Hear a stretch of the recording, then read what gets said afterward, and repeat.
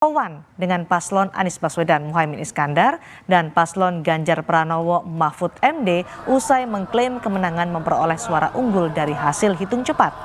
Gibran menyampaikan keinginannya bertemu dengan paslon Anies Gus Imin dan Ganjar Mahfud dalam pidato kemenangan di Istora Senayan 14 Februari kemarin usai memperoleh suara unggul versi sejumlah lembaga survei terkait dengan hitung cepat.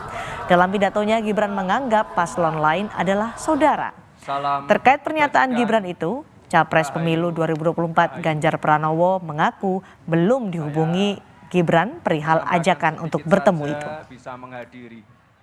Saya terima kasih sekali. Saya juga secara pribadi ingin segera sowan ke paslon nomor 1,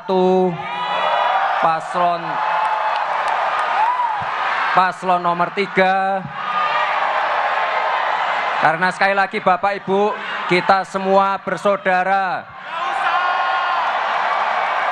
Kita semua bersaudara. Ya. Mas Gibran kebut sama Mas Gibran. Mau ketemu sama Mas Ganjar, mau nggak Mas? Belum kontak.